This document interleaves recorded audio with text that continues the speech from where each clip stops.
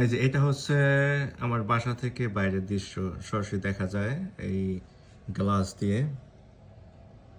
এখান থেকে আসলে আমার বাসা থেকে বিভিন্ন ধরনের গ্রোসারি শপ এগুলো খুব কাছাকাছি।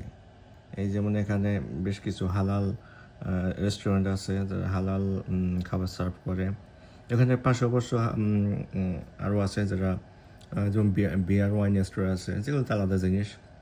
তাছাড়া বিভিন্ন ধরনের ফুড, এছাড়া এখানে আমার গ্রোসারি শপ যেমন জায়ান্ট টাইগার, ডলারামা।